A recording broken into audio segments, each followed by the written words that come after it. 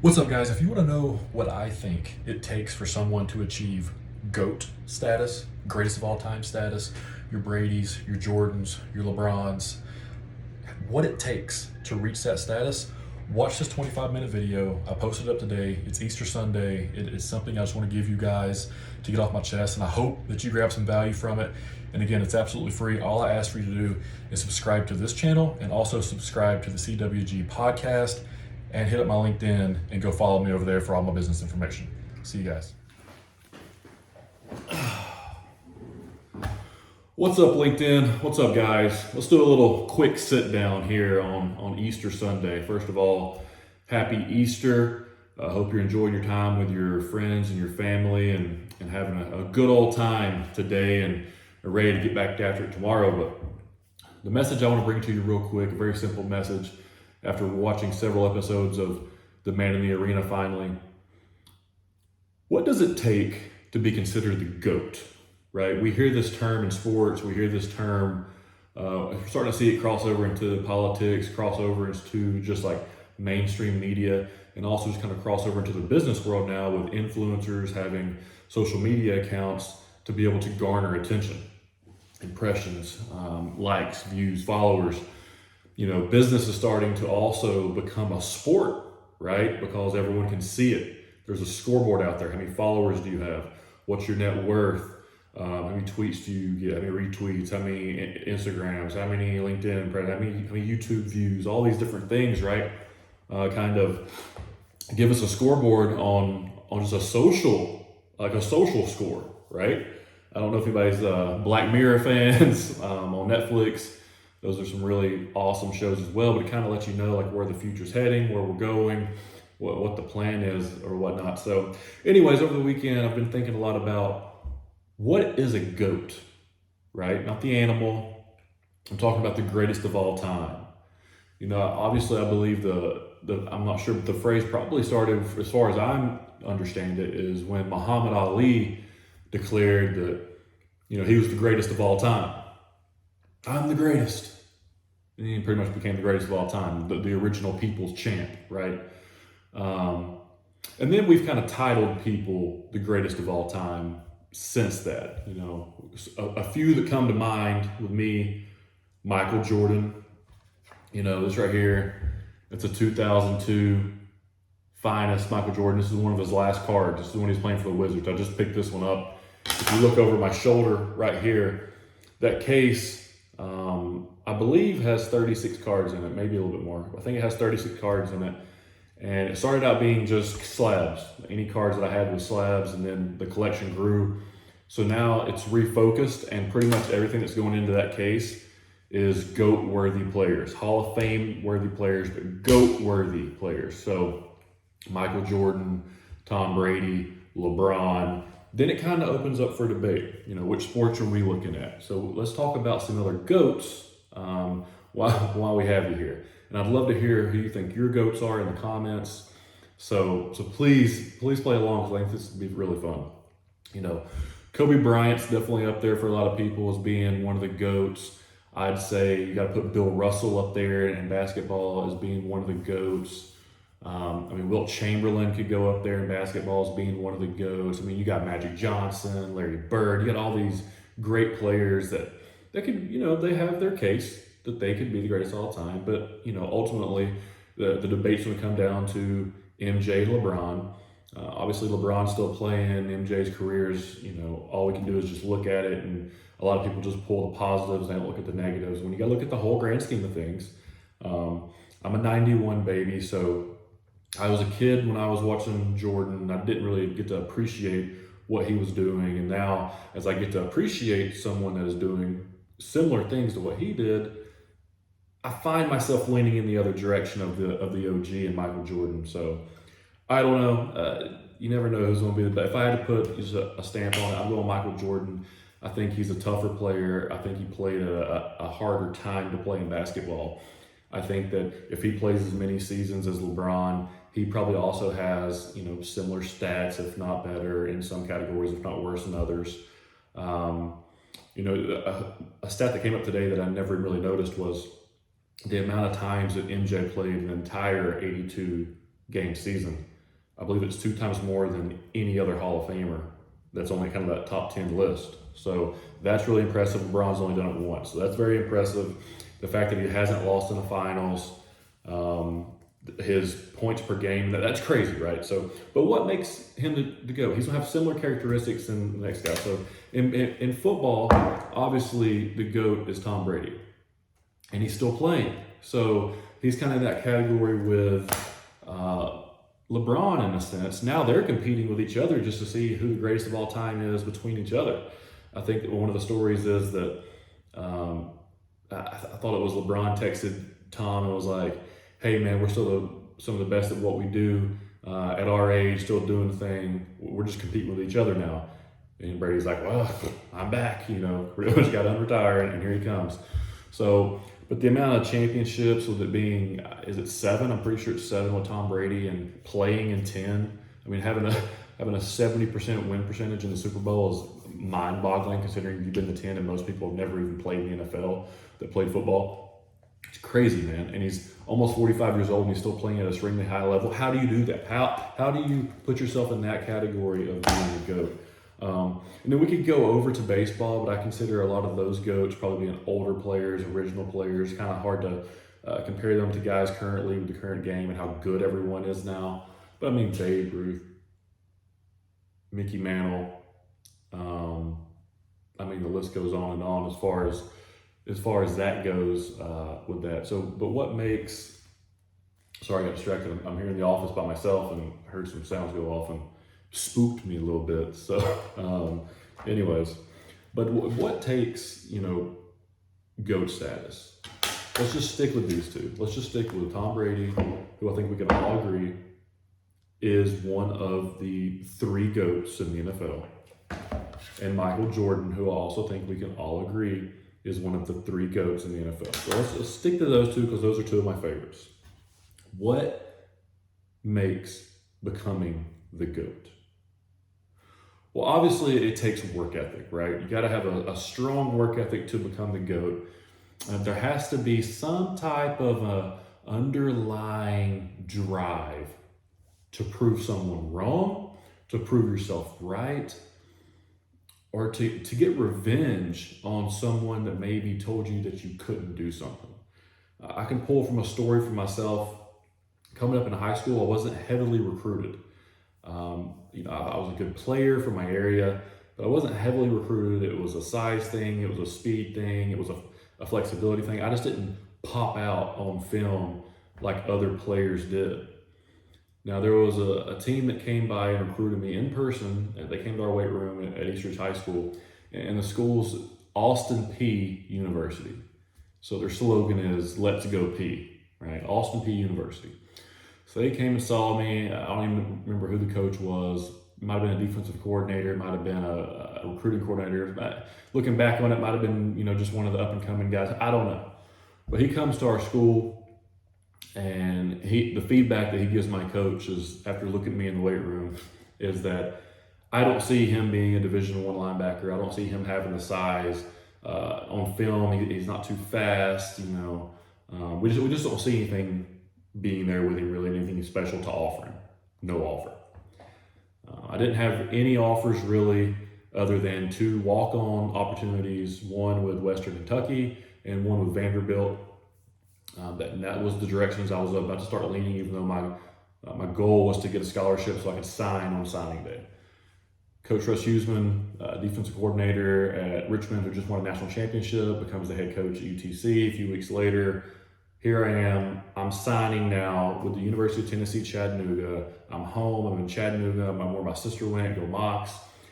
And then 5 years later, in 2013, we got to play Austin Peay University at Finley Stadium, and we have a pretty good team. And let's just say they don't, right? They don't.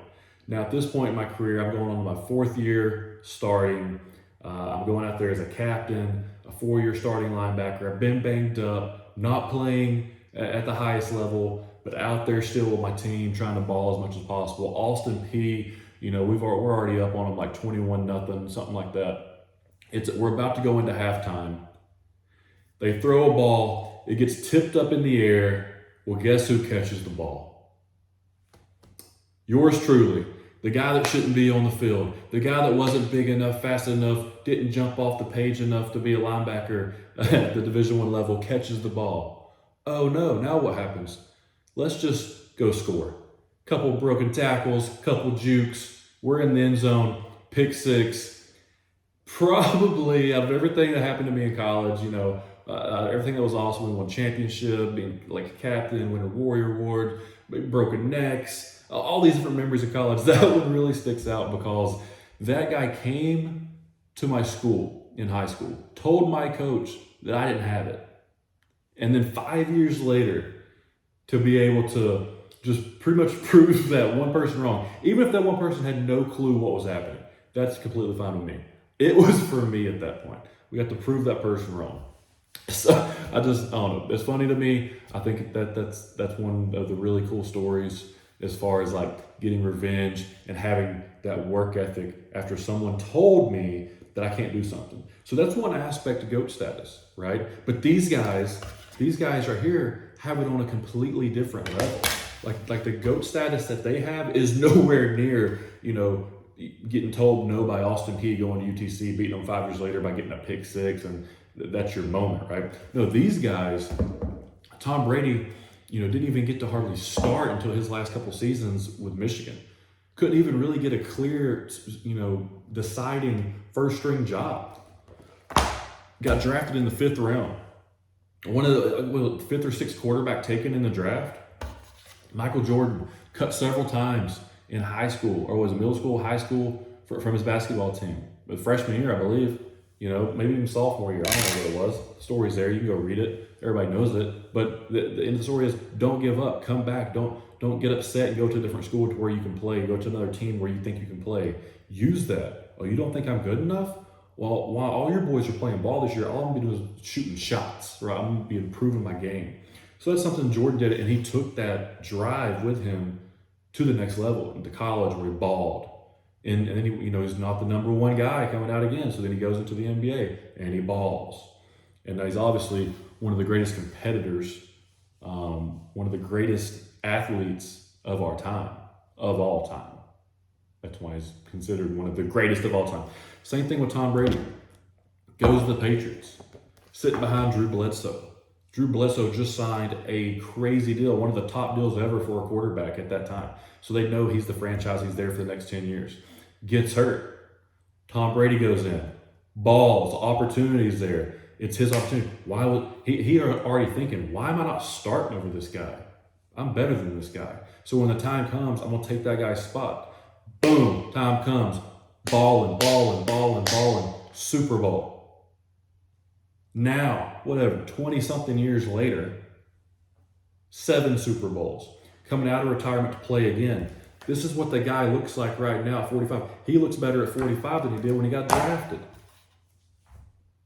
He's taking care of himself. That's where the game has changed. Imagine if Michael Jordan was spending $1 to $2 to $3 million on his body every year. He would still be playing like Tom Brady is. Could you imagine Michael Jordan? I mean, he played at a high level into his 40s anyway, but that was the old school way. He's got his coach, Tim Grover. I mean, that guy's an absolute assassin as a coach, right? He's an animal. He's a cleaner as a coach, and Jordan's a cleaner, and they both have crazy attitudes. And yes, that was really good, but could you imagine if he had all of the technology right now that LeBron has and that Brady has? Jordan could still be playing. You can't tell me that he couldn't go out there and be one of the guys on the court in the NBA if he had everything available to him. I mean, you got Terrell Owens out here from UTC, go Mox, just scored a touchdown yesterday in the Fan Football League, or the Fan Control Football League, at 48 years old. If you take care of yourself, you stay in shape, and you stay prepared for the opportunity, you can perform. You can perform at a level, and that level can be high. It might not be the highest, but it can be high. So you've got to be prepared. You've got to have that drive to want to take over something, to want to prove someone wrong. And these guys have that, right? Tiger Woods has that. I mean, all these Mickey Mantle, Babe Ruths, your Jordans, your LeBrons, your Bradys, your Kobes, what do all these guys have in common? They're crazy. They're crazy. So you got to be crazy. You got to be crazy, man. You got to be crazy. Elon Musk, your Jeff Bezos, your Warren Buffett, your Steve Jobs. You got to be a little bit crazy. You have to. Your promoters, your Vince McMahons, your Dana Whites, your Disneys.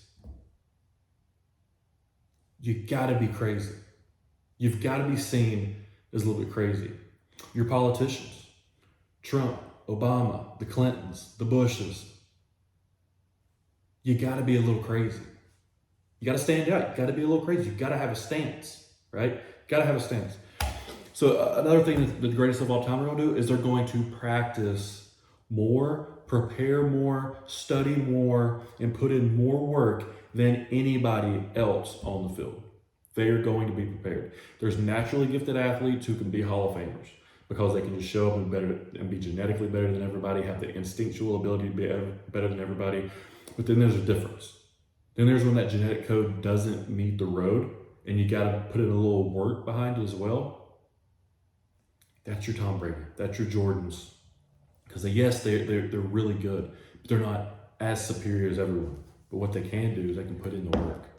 They put the work in, then they go out there and ball. They know that if they put in more work than you could ever imagine, that as long as somebody's out there 24 hours a day trying to take their spot, if they work like that every day and they maintain that and they never take time off, they can ball for a long time, and they've done it. You don't become the best without outworking everybody. You don't become the best without being crazy. You don't become the best without having someone to prove wrong or having a reason as to why you have to be the best. You don't become the best unless you're not a little messed up in the head. So all these average people out here, this is a question for you. Not that it's wrong to be average, I'm not saying I'm anything else either, but I'm a little different. Mentally, I'm a little bit different than some people. And I believe that's because I only study these type of guys. A lot of fans will jump onto a guy if he only follows a certain team, or if he jumps team to team because of winners, or he jumps player to player because of how well they're playing. What's that called? A bandwagon jumper. We've all been called it, right? A team wins a championship and you start wearing that hat. Oh man, we jumped on the bandwagon. A player starts doing well in elementary school, you get the jersey. Oh, you're jumping on the bandwagon. Front runner, right? You only follow winners. Here's my question. Why would you be a diehard fan of a loser? That's a fair question. Why would you be a diehard fan? Diehard of a loser?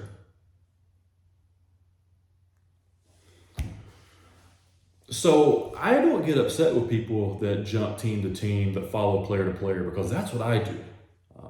I support the Chattanooga Mocs. And people ask me, hey man, who's your team? The Mocs. But really, who's your team? Well, what do you mean, really? Mocs. That's my team, okay? That's where I went. It's my alumni. I bleed blue and gold. My family's whole crest is there. My sister's a Hall of Famer. We've gave our bodies for that program. That's what I bleed for. But who do I like to watch? Dude, whoever's winning. I love to watch Alabama play. I love to watch Nick Saban coach. A lot of people don't like that. I like to experience one of the greatest coaches of our time coach. I like to watch the Patriots play. I like to watch Belichick coach. Now I'm starting to get a little different. I like to watch Brady play. I loved watching Ray Lewis play all those years. In college, I loved watching Tim Tebow play. I wasn't a fan of anybody. I was a fan of his game. I wanted to study his game.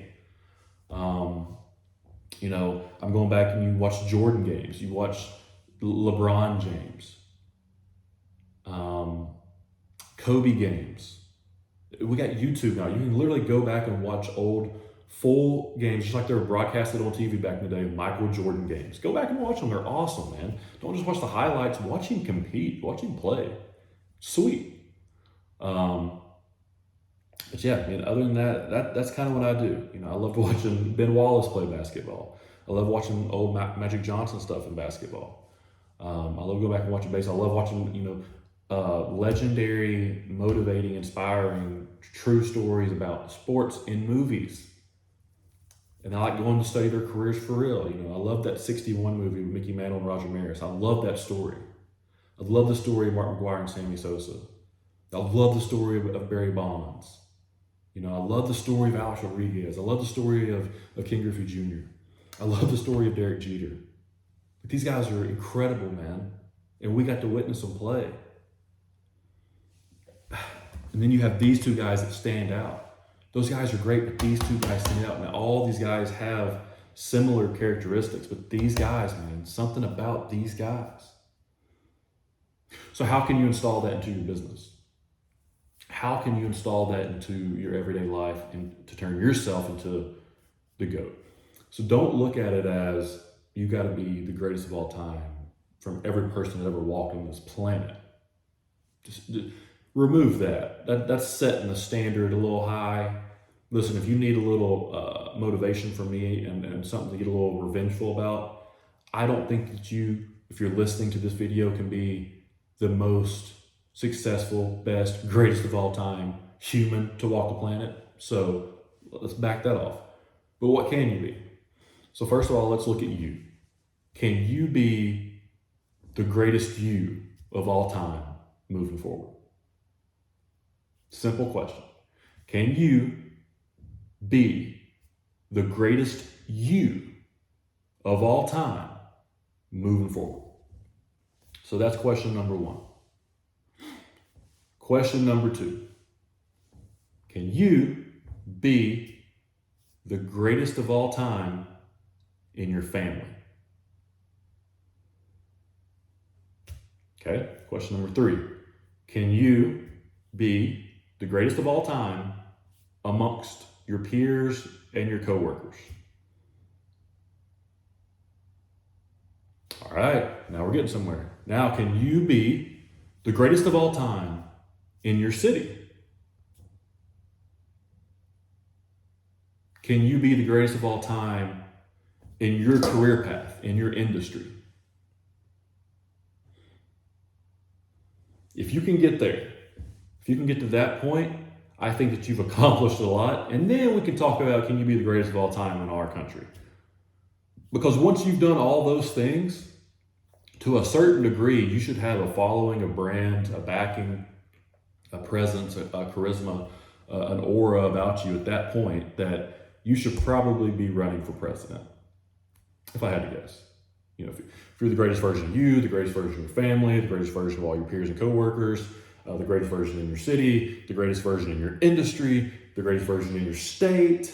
If you're there, then let's just go ahead and start, working on building out that brand and trying to become president, But the first thing I asked, what was it?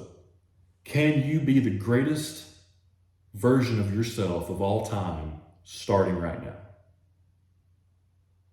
You can. You can. And be grateful. Be grateful that it's happening right now, that is happening to you right now. This is the message that I'm going to share with my new team tomorrow at 12 Point. When our new sales training class comes in, I've been sitting here trying to find the message. And I just found the message on this video live. Can you be the greatest of your life of all time right now? Can you be the greatest version of you of all time right now? It's funny how you get on here for less than 25 minutes and you talk through some things and you find out that you just had to talk to yourself, talk to the people in order to come up with the idea that's going to help more people starting tomorrow. Because that's going to be the theme of our training camp, of our 12-week training session. The theme just came about right now. The theme's going to be, can you be the greatest version of yourself of all time starting now? So I hope this was valuable for you. I've got a couple articles that I've got to write. I'm going to start doing those every week. I'm going to write an article about what I've been able to take away from studying Tom Brady when it comes to sales. I'm also going to do one about Michael Jordan and a couple other guys as well. Somebody we didn't throw into the GOAT conversation, but you can throw entertainment in there as well. Dwayne "The Rock" Johnson. You find him everywhere in this office. One of my biggest inspirations. I mean, he's on the shirt right here. But, you know, guys like that, you start studying guys like that, you will find success because they're showing you the way. You just got to do it in your own thing. So, but listen, hey, today's Sunday. It's Easter. Happy Easter. Enjoy this time with your family. If you were able to get through this 25-minute video, like, subscribe, share this out with everybody. Comment below. If you're seeing this on LinkedIn, you know, listen, I gotta get some more people in here, some more interviews going. I want to have some conversations with people. We got a big table here, so let's have some conversations. Come by.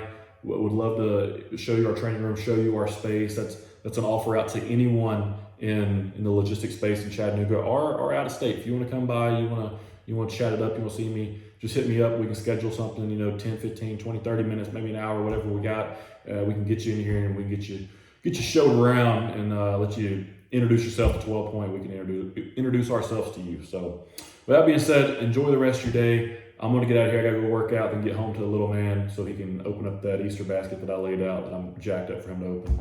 So, but happy Easter. We'll see you guys next time.